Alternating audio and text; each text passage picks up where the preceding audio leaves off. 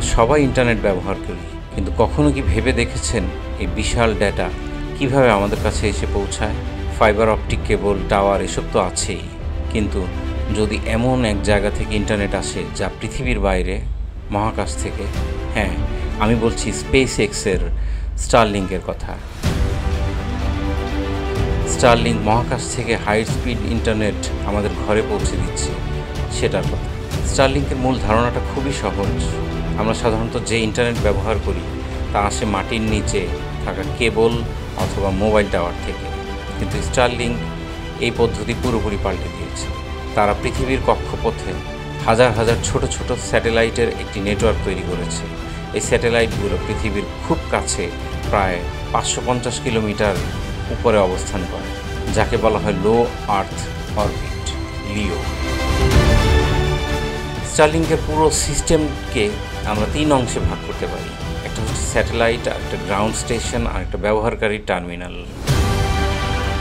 Satellite স্টারলিংকের সব থেকে গুরুত্বপূর্ণ অংশ হচ্ছে এই স্যাটেলাইটগুলো। দেখতে অনেকটা বড় ট্যাবলেটের মতো, যা সোলার প্যানেলের সাহায্যে চলে। এই স্যাটেলাইটগুলো লেজার রশ্মির মাধ্যমে একে অপরের সাথে যোগাযোগ করে, কিন্তু একটি বিশাল জাল তৈরি করে। এর ফলে ডেটা এক স্যাটেলাইট থেকে অন্য স্যাটেলাইটে খুব দ্রুত চলাচল করতে পারে। সেকেন্ড হচ্ছে গ্রাউন্ড স্টেশন। পৃথিবীর বিভিন্ন জায়গায় স্পেস এক্সের গ্রাউন্ড স্টেশন আছে। এই স্টেশনগুলি অপটিক ফাইবার নেটওয়ার্কের সাথে যুক্ত। গ্রাউন্ড স্টেশন থেকে ডেটা মাইক্রোওয়েভ সংকেতের মাধ্যমে সরাসরি স্যাটেলাইটে পাঠানো হয়। তৃতীয় হচ্ছে ইউজার টার্মিনাল। ব্যবহারকারীর অংশে একটা ডিশ বা টার্মিনাল থাকে, যাকে বলা হয় ডিশি ম্যাক ফ্ল্যাটলেস। এটা অনেকটা দেখতে ছোট স্যাটেলাইট ডিশের মতো। এই টার্মিনালটি স্বয়ংক্রিয়ভাবে আকাশে থাকা স্যাটেলাইট খুঁজে নেয় এবং তার সাথে যোগাযোগ স্থাপন করে। কিভাবে ডেটা আদান প্রদান হয়? ধরুন একটি ইউটিউব ভিডিও দেখতে চান, আপনার অনুরোধ আপনার ডিশ থেকে সরাসরি নিকটবর্তী স্টারলিংক স্যাটেলাইটে যায়। স্যাটেলাইটটি সেই অনুরোধটি লেজার লিঙ্ক বা মাইক্রোওয়েভ সিগন্যালের মাধ্যমে গ্রাউন্ড স্টেশনে পাঠিয়ে দেয়। গ্রাউন্ড স্টেশন সেই অনুরোধটি প্রচলিত ফাইবার নেটওয়ার্কের মাধ্যমে ইউটিউব সার্ভারের কাছে পৌঁছে দেয়। এর পরবর্তীতে ইউটিউব সার্ভার থেকে ভিডিও ডাটা আবার গ্রাউন্ড স্টেশনে ফিরে আসে।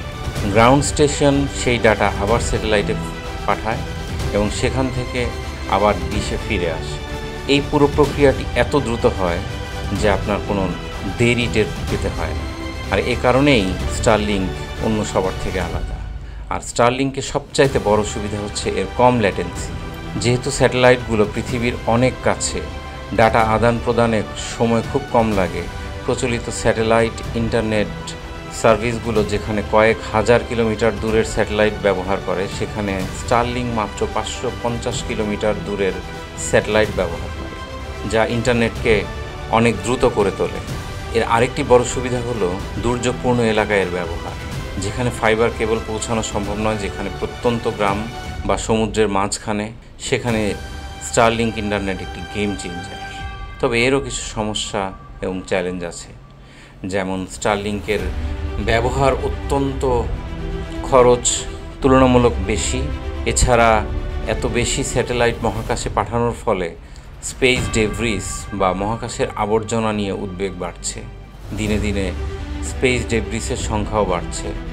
এছাড়া স্টারলিংক ভবিষ্যতের ইন্টারনেটের এক নতুন দিগন্ত খুলে দিয়েছে, এটা বলার কোনো অপেক্ষা রাখে না। তবে উপসংহারে এটাই বলবো, স্টারলিংক ভবিষ্যতের ইন্টারনেটের এক ঝলক। এটি শুধুমাত্র একটি নতুন প্রযুক্তি নয়, বরং পৃথিবীর সবচেয়ে প্রত্যন্ত অঞ্চলেও ডিজিটাল সুযোগ পৌঁছে দেওয়ার এক নতুন উপায়। আপনার কি মনে হয় স্টারলিংক ভবিষ্যতে ফাইবার অপটিক কেবলকে পুরোপুরি প্রতিস্থাপন করতে পারবে?